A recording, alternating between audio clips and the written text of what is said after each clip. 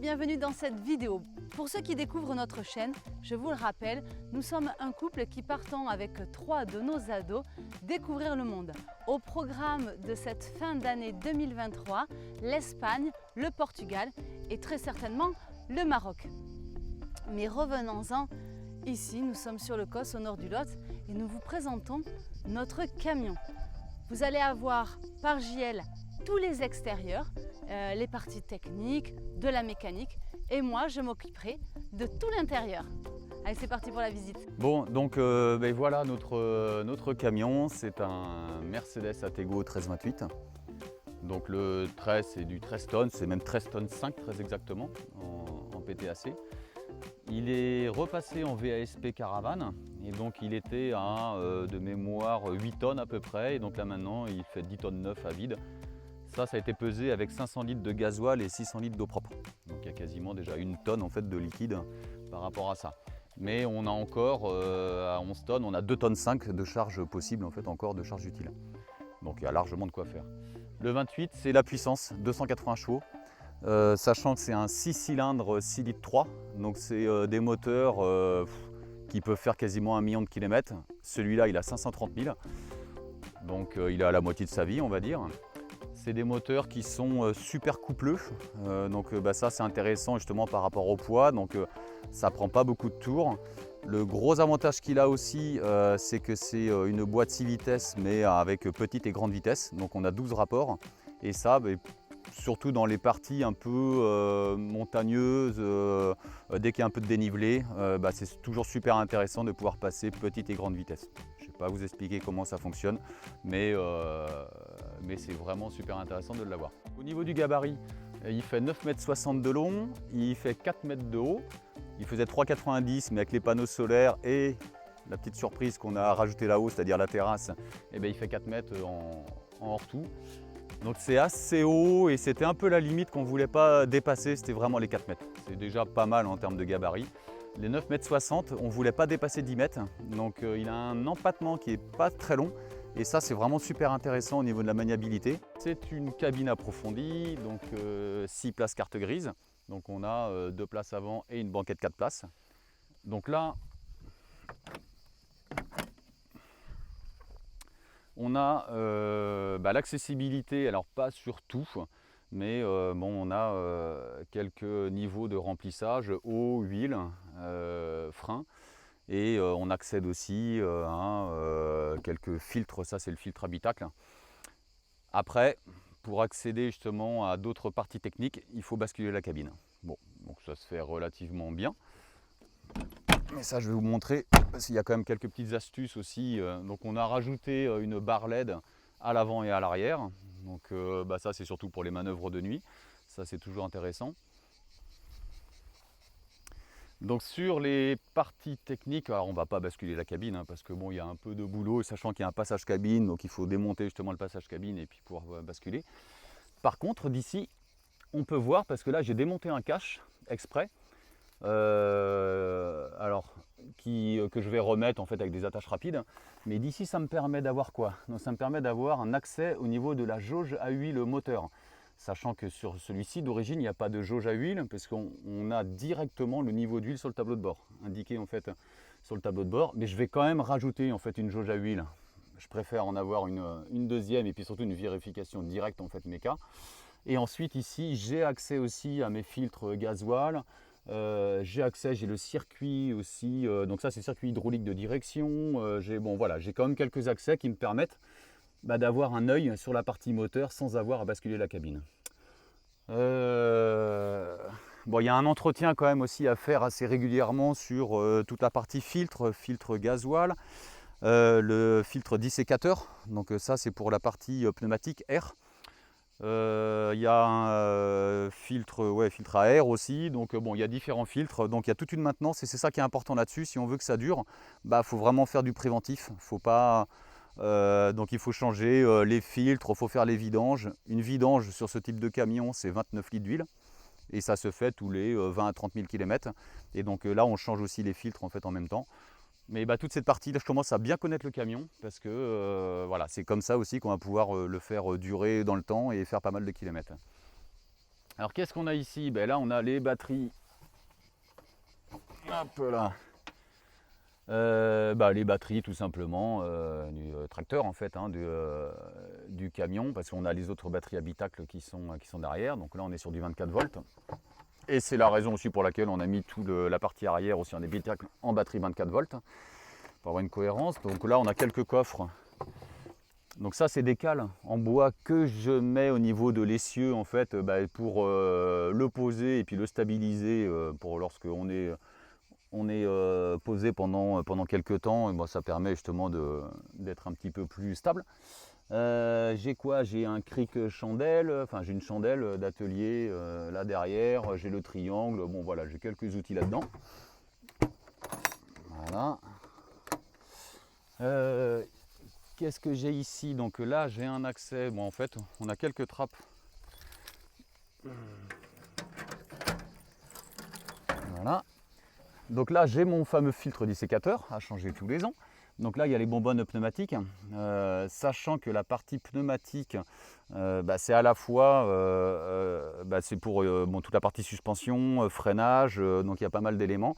Et c'est aussi super intéressant parce que sur la partie suspension arrière, on peut le monter et le baisser. Et là, on le voit d'ailleurs, on l'a baissé pour pouvoir à peu près le mettre droit. Et donc ça, ce système-là, c'est fait surtout pour ce genre de véhicule, parce que c'était un camion de déménagement, c'était pour se mettre à quai. Et donc en fait, lorsqu'on est à quai, ça permet de le monter et le descendre pour pouvoir le mettre de niveau. Et nous, on l'utilise en fait pour le mettre de niveau lorsqu'on est posé comme ça. Ici, j'ai un accès également pour vider mes cuves d'eau sale. Donc c'est la manette qui est dans le fond là-bas. Et bien là, j'ai un autre coffre. Ici, voilà, qui est un peu planqué derrière. Et alors là, c'est des éléments un peu mécaniques que je voulais pas mettre dans le garage. Donc j'ai quoi? Bon, ça c'est des petites cales. Ça c'est pas très important. Des cales en bois qui sont un peu plus importantes parce que voilà, on a ce genre d'éléments dedans. Donc cric 10 tonnes. Voilà, et j'en ai deux. Qu'est-ce que j'ai encore derrière? Donc, ça c'est une cale. C'est pas super important. On a pelle de désensablage. On en a deux également. Ah ça c'est une bouteille de gaz pour le petit camping gaz qu'on met à l'extérieur aussi. Je vais vous montrer la petite table externe qu'on a derrière. Il faut savoir qu'on est en fait au niveau de l'habitacle, enfin de la partie habitable, on est tout en électricité. On a fait le choix de ne pas prendre de gaz, mais on va vous refaire une petite explication quand on sera à l'intérieur. Et du coup, pour le gaz, on a quand même un petit camping gaz extérieur. Une deuxième pelle de désensablage.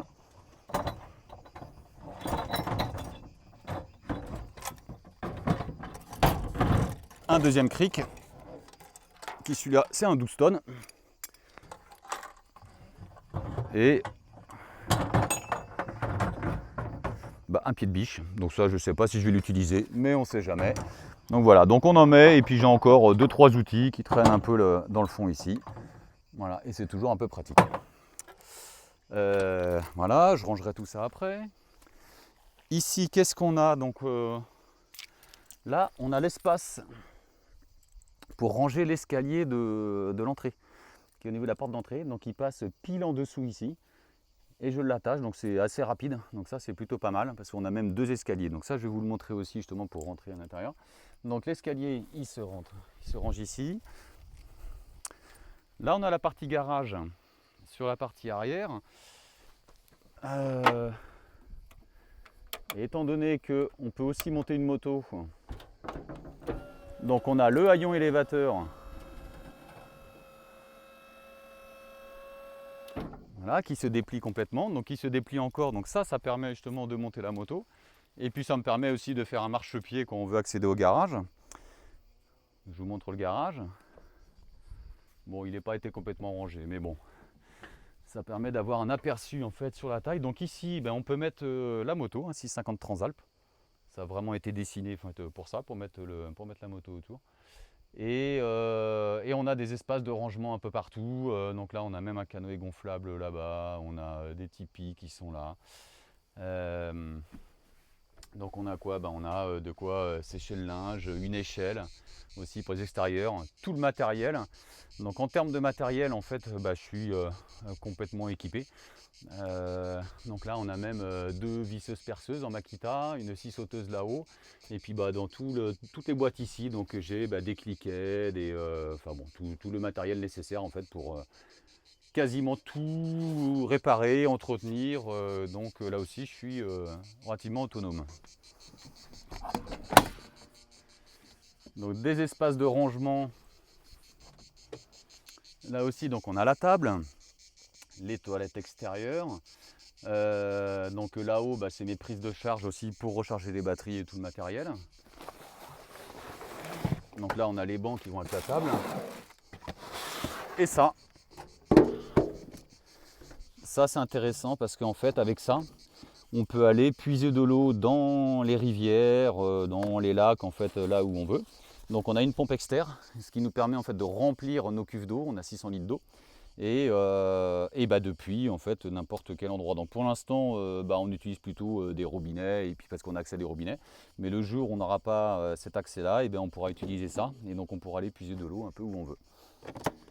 Donc, voilà. Alors là on essaye d'optimiser un peu d'espace de rangement, comme cette petite tente ici externe. Là-haut, on a les caméras. Donc ça, je pourrais vous montrer aussi. C'est vrai qu'on n'a pas regardé l'intérieur de la partie avant de la cabine, mais on pourra regarder justement les caméras. Donc il y a deux caméras ici. Une caméra gabarit en fait sur la partie arrière, une caméra plongeante, et puis une caméra en vue d'extérieur, qui est plutôt pas mal quand on roule. Ça permet vraiment d'avoir une vision sur les voitures ou les camions qui nous suivent sur la partie arrière. Qu'est-ce qu'on a ici? Donc là, c'est le haillon, c'est les commandes du haillon. Là, on a un groupe électrogène qu'on peut démarrer aussi depuis l'intérieur. Donc ça, c'est un complément. On s'en sert pas beaucoup pour l'instant parce que on a plutôt pas mal d'ensoleillement, puisqu'on a aussi 1600 watts de panneaux solaires, 4 x 400 watts, et on a quasiment 5 kWh de batterie embarquée en lithium. Donc avec ça, en termes d'énergie, on est plutôt pas mal.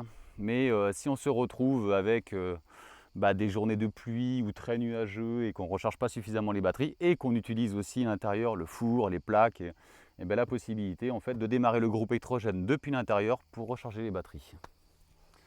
Donc ok. Réservoir de 500 litres de gasoil. Et ici,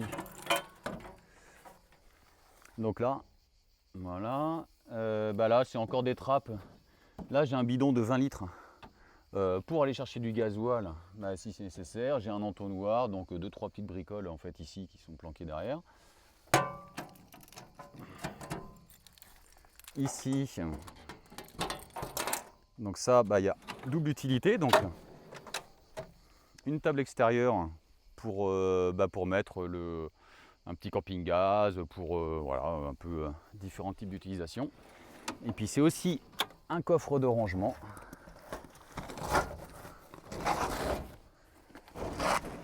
Donc ça, c'était des chutes de moquette, enfin de pelouse synthétique plutôt. Donc voilà, c'est ce que l'on met en général à l'entrée comme ça, et c'est pratique ça, surtout quand il pleut et que le terrain est pas terrible. Donc ça permet d'avoir un espace.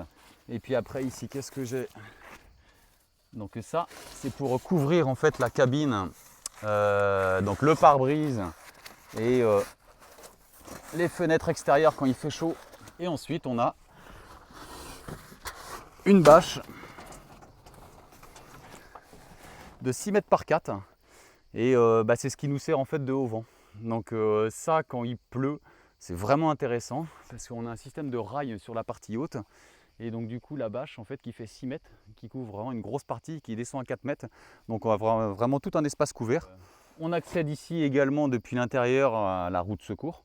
Donc la roue de secours qui est juste ici en fait en dessous. Ça c'est la roue de secours. Ça c'est pour basculer la cabine. Je vais vous montrer l'intérieur de la cabine. Et bien déjà dans un premier temps, ce qu'on peut voir ici, c'est ça c'est la commande en fait pneumatique pour pouvoir descendre et remonter l'arrière du camion. Donc ça c'est super pratique. Tu passes de l'autre côté? De quelle année le camion? Il est de 2004.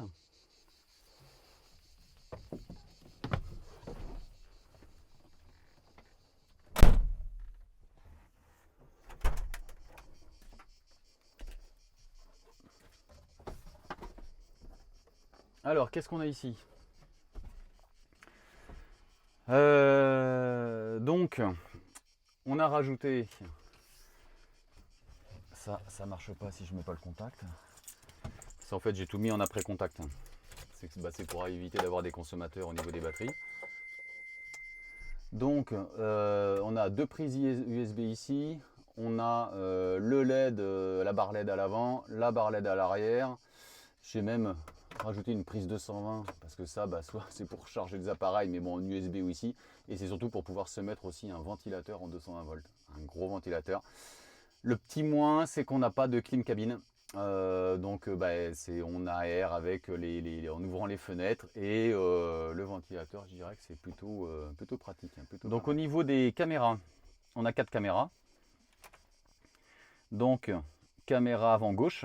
Donc ça c'est pour vraiment la partie gabarit avec les 4 mètres de hauteur. Caméra avant droite, donc ça c'est pareil. Et sur l'arrière, donc là j'ai une vue plongeante en fait au niveau du haillon, donc pour les manœuvres en fait en marche arrière. Et on a la vue arrière, voilà, qu'on roule ou aussi pour manœuvrer, donc ça c'est plutôt pas mal. Qu'est-ce qu'on a d'autre ici? Donc ça c'est un support téléphone ou tablette, et on peut y mettre GPS et tout ce que l'on veut. Ça c'est la lumière, c'est le voyant en fait qui nous indique si l'escalier il est rentré ou pas. Je vais vous montrer parce qu'il y a 2 escaliers, donc il y en a un qui a été plutôt confort là, qui a été remis par-dessus l'autre, et l'autre qui est en permanence. C'est obligatoire ce voyant? Et ça c'est obligatoire, donc ça c'est réglementaire, ouais. Et ça peut être soit ça, soit un signal lumineux, soit un signal sonore. Et c'est réglementaire. Et on a aussi une autre petite caméra que l'on met quand on roule, que l'on met tout simplement ici sur le pare-brise, voilà, et que l'on branche en USB. Et au moment où on la branche, en fait, elle fait des enregistrements réguliers sur carte SIM. Donc ça, c'est simplement en cas d'accident ou de quoi que ce soit. Et on a un enregistrement si nous on n'est pas fautif. Et puis c'est à peu près tout ici dans la cabine, parce que après l'espace cabine, donc on a les 4 places assises derrière. Donc on a la banquette qui sert aussi de lit pour Swan, mon fiston. Et on a le passage cabine qui permet d'accéder à toute la partie cellule arrière. Et ça, c'est ce qu'on va vous montrer, et c'est ce qui sera présenté avec Claire. Donc en fait on a un premier escalier qui est super confortable, et l'astuce c'est que voilà, il y a des systèmes de fixation en dessous ici, voilà, tac, je l'enlève, et donc en fait lui il se range sur la partie arrière gauche que je vous ai montré tout à l'heure, voilà. Et après, on a un autre escalier qui lui reste en permanence, et ça c'est super pratique. On s'arrête à un endroit, on veut monter à l'intérieur, on le range super facilement, voilà.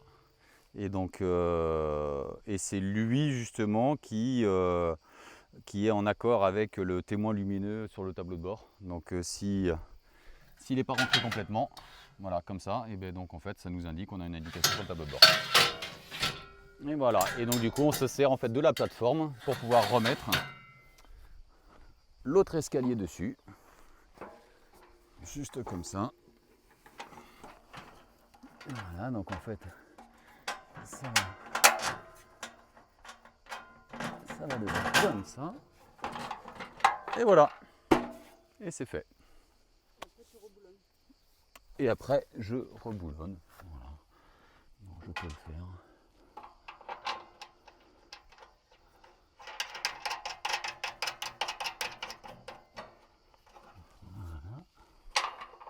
Tout simplement.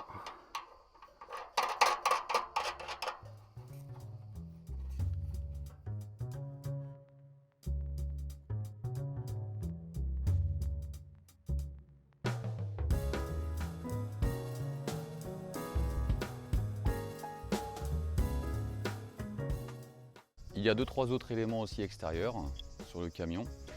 Il y en a un qui est super intéressant, c'est qu'ici on a les mains qui sont prévues en fait pour les remorques.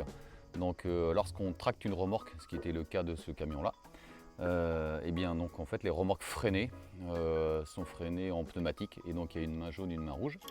Et j'ai réinstallé ça parce que moi ça me permet de remettre en fait une main dessus et d'avoir 10 barres de pression.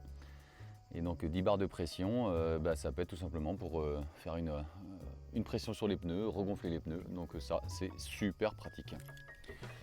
Ok.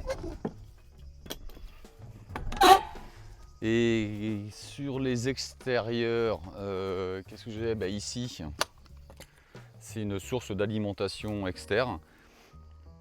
Une prise extérieure tout simplement, donc lorsqu'on veut se brancher au réseau, ça c'est super pratique. Voilà, donc c'est soit on est autonome avec les panneaux solaires, soit on se branche sur le réseau.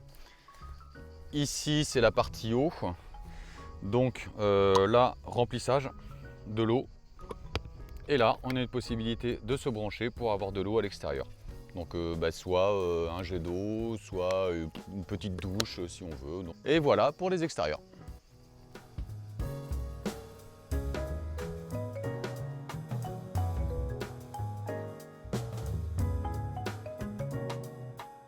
Donc bien sûr, comme dans beaucoup de véhicules, on se déchausse en rentrant.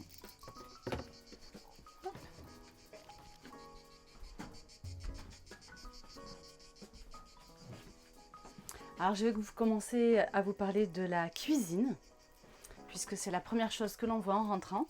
Donc nous avons des plaques à induction, nous avons 2 plaques, et comme Gilles vous l'a dit précédemment, nous sommes tout élec dans ce camion. Nous avons tout le confort aussi. Une machine à laver.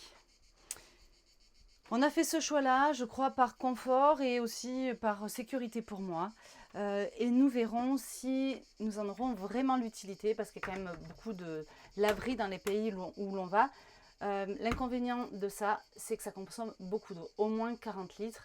Et pour le coup, c'est pas du tout économe et ça casse un peu notre autonomie. Après, comme des meubles de cuisine normaux, voilà, nous en avons 2 grands pour mettre la poubelle en bas, ici tout ce qui est casserolier. Je vais vous montrer un petit peu le système que l'on a mis en place pour rouler en fait, parce que comme c'était assez lourd, ça avait tendance à s'ouvrir. Donc on a mis ce petit système là. Là, il est dans cette position parce que nous sommes à l'arrêt. Et quand on voyage en fait, on active ça. Et du coup, ça va vraiment nous bloquer les portes. Et là, pendant le transport, vraiment, on peut forcer. Pour l'ouvrir, on a un petit aimant, système d'aimant. On vient appuyer et là, ça nous déverrouille. Une fois qu'on est à l'arrêt, on se met comme ça. Et là, on est tranquille. Pour les placards, ils s'ouvrent et ils ferment facilement. Au niveau de l'eau, nous avons 600 litres. Là, il y a déjà 4 filtres qui arrivent jusqu'ici. Mais l'eau n'est pas totalement potable. Par contre, ici, nous avons l'eau qui est potable. Je vous ai dit le confort. Ça passe aussi par le lave-vaisselle. Donc c'est un 10 couverts. Certains diront, oulala, mais en fait, ça va nous permettre de faire des économies d'eau. Et ça va éviter aussi la guéguerre de qui fait la vaisselle. Puisqu'un lave-vaisselle comme ça, c'est 10 litres d'eau. On fait notre repas du midi, notre repas du soir. Le lave-vaisselle est plein, on le lance. Et du coup, comme on est 5, ça permet vraiment de le remplir et d'optimiser. Parce que 10 litres sur 2 grosses vaisselles, c'est quand même économe. La partie salon. Donc, comme dans beaucoup de camions aménagés, la table est amovible, donc elle peut descendre pour en faire un couchage. Mais je vous avoue que on s'en sert rarement. Et nous avons une banquette avec un très beau retour qui pourrait même servir de couchage parce qu'il y a quasiment 1,70 m. Donc moi, j'y pourrais y rentrer. Mais c'est surtout qu'il fait aussi bureau. Je vous montre ça parce que vous savez, je suis une magicienne. Super utile, surtout quand il va falloir faire le CNED à la maison avec les enfants. Donc en dessous, nous avons 2 poufs. Voilà, qui permettent, donc on ajuste vraiment la hauteur de la taille comme on a envie. Mais c'est surtout aussi des poufs qui nous servent de rangement. Donc celui-là, nous avons toutes les affaires de massage et nous avons aussi, parce que je fais du massage, tout ce qui nous sert de poche de course et de petits sacs pour se déplacer, pour faire des petites balades. Ici, nous y rangeons la cafetière quand on est en déplacement. Il y a aussi la théière et des petits Tupperware. Hop là. Alors, ici, l'outil qui m'est indispensable, ainsi qu'aux enfants. Un petit tabouret. Alors, quand même, je vous montre. J'atteins les meubles hauts. Hein, je peux les ouvrir et je peux les fermer. Mais j'avoue que parfois, un petit tabouret, c'est bien pratique. Donc, on a des grands rangements qu'on a mis dans des petits casiers pour éviter que quand on roule, ça bouge et quand on ouvre les placards, ça nous tombe dessus. Donc, hop, voilà. En dessous du bureau, il y a aussi quelques parties, l'accès à certaines parties techniques. Et on va arriver sur le gros, on va dire, de l'électronique. Le principal, c'est sur les consommations. Donc là, on voit qu'on est chargé à fond, 99%. Ici, ce sont les panneaux qui sont en train de charger. Donc là, ils ne chargent pas vraiment puisqu'on est déjà à plein. Ils peuvent monter puisqu'on a une capacité de 1600 watts. Mais en moyenne, quand il y a bien du soleil, on est plutôt sur du 1300. Et ça, c'est notre consommation en direct. Ici, nous avons l'eau que l'on coupe régulièrement quand on ne s'en sert pas. Après, ici, nous avons le chauffe-eau qui nous permet voilà, de naviguer. Et c'est par là qu'on va accéder à notre eau chaude. Après, ici, là, nous avons donc les cuves d'eau. Donc, hop. Ça, c'est les cuves d'eau pleine. On est plutôt pas mal, hein, vous avez vu. On va laisser redescendre. Et les cuves d'eau vide qui normalement ne doivent pas être très hautes.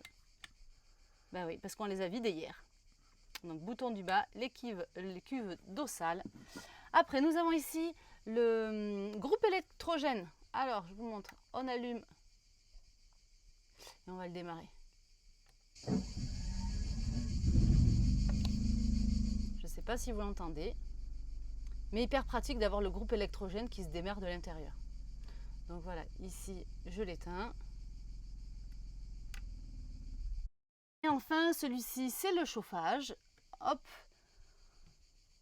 Pour terminer, sur son opposé, qui est la clim. Alors la clim, on va s'en servir, je pense pas très souvent, mais on l'a, ça peut être confortable. Par exemple, l'été dernier, on s'en est bien servi, puisqu'on était raccordé à l'élec. Et pour le coup, là, il n'y avait pas de problème de consommation parce que ça consomme quand même pas mal. Donc, ce qu'on faisait, c'est qu'on rafraîchissait bien la nuit. Après, on fermait tout, on mettait la clim et ça nous permettait de maintenir la température. Donc, c'est plutôt dans ce sens-là qu'on va l'utiliser parce qu'une fois que le camion est très chaud, c'est plutôt difficile de redescendre la température. Après, comme vous pouvez le voir, ici, en dessous des meubles, nous avons plein de petites voilà, lumières pour mettre un peu d'ambiance et pour gérer les lumières. On arrive à notre espace. Hop. Donc vous voyez cet espace-là, il est quand même relativement grand parce que je m'y tiens presque complètement. J'ai un grand buste hein, dans cette position-là. Puisque de toute façon, vous l'avez vu dans certaines vidéos et je vous invite à aller les voir hein, quand on vous parle de l'aménagement, du garage. Il y a autant dans le garage qu'ici, c'est-à-dire à peu près 1,20 m. Donc bien sûr nos instruments de musique. J'ai aussi mon petit tambour chamanique. Tac. On a tous les deux plusieurs casiers. On a aussi voilà, des petits casiers comme ça, en général qui sont pour les sous-vêtements. Donc tous tenus par des petites réglettes hein, pour éviter que lors du transport, ça s'en aille. Et chacun nos meubles de rangement avec nos vêtements.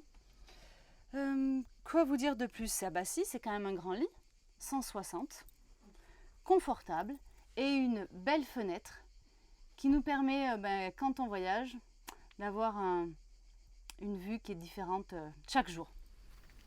Allez, donc maintenant qu'on a vu notre espace, on va passer à l'espace de l'autre côté, à l'opposé. Alors ici, bien sûr, j'ai pas détaillé, mais on a aussi une belle tablette qui nous permet de mettre différents rangements. Et ici, nous avons des petits pots qui ont été vissés où on a tous nos couverts. Donc c'est nickel, ça bouge pas pendant le transport. Voilà, facile. Par ici, qui fait partie bien sûr de la cuisine, le frigo. Donc je sais pas si vous voyez la taille du frigo, mais voilà, on voulait cette taille-là pour avoir de l'autonomie. Donc vraiment, c'est un très grand frigo et nous avons le four juste en dessous. Ça peut paraître bizarre, mais c'est tout simplement que c'était vraiment pas sécure d'avoir un gratin à sortir du four à cette hauteur-là. Donc c'est pour ça que nous l'avons mis en bas.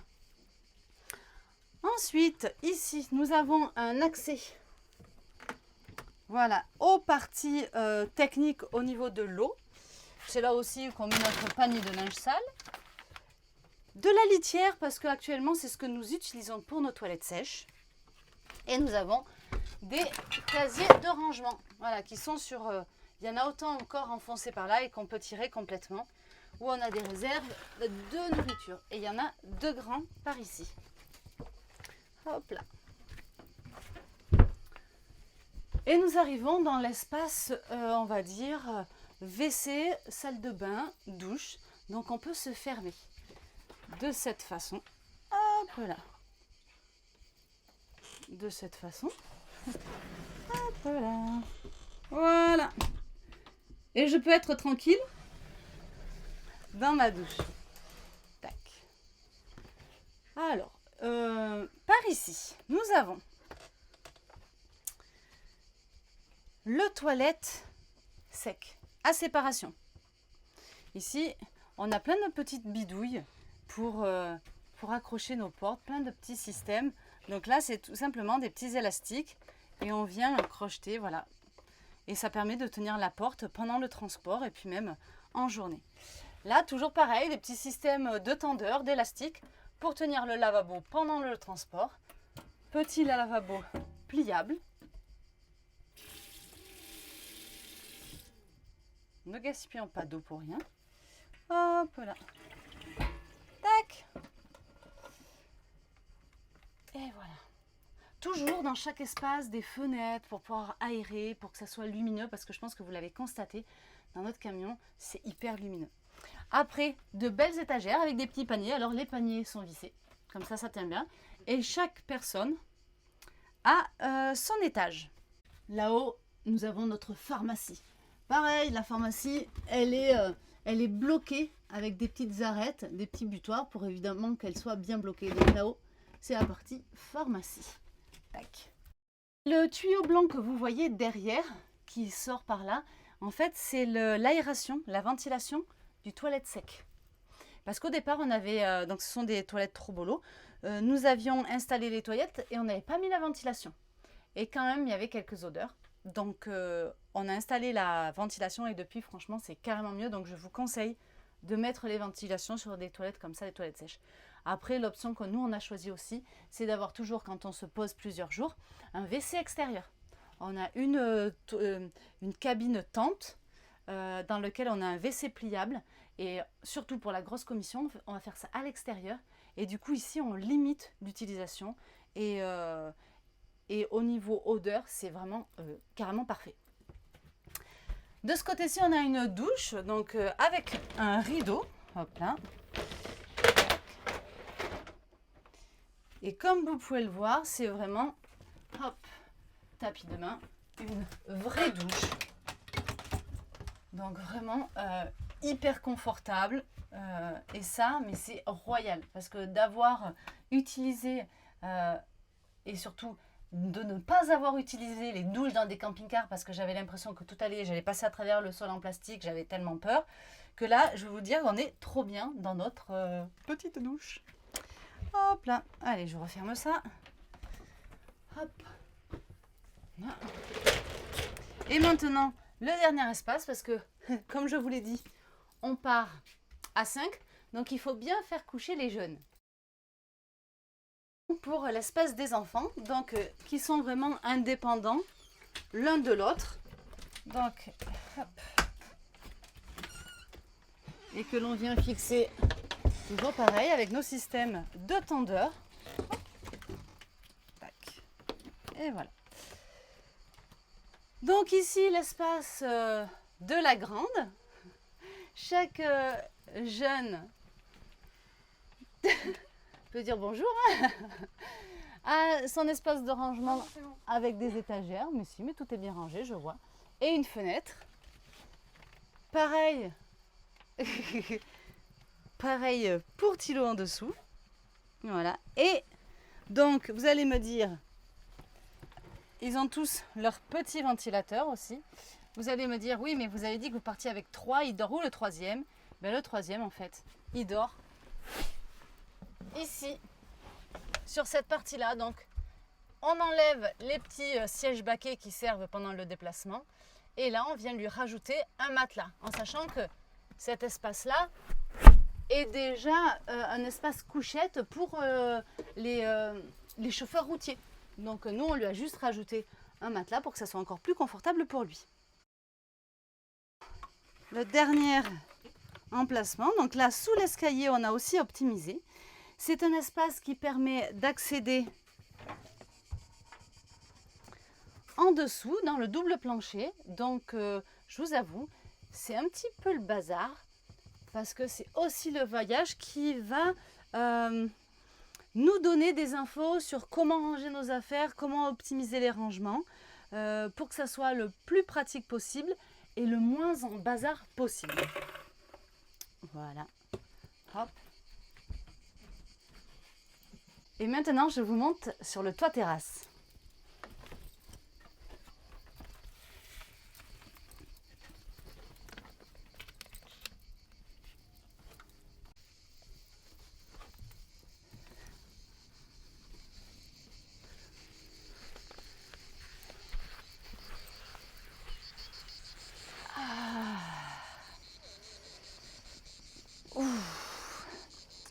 On n'est pas bien là?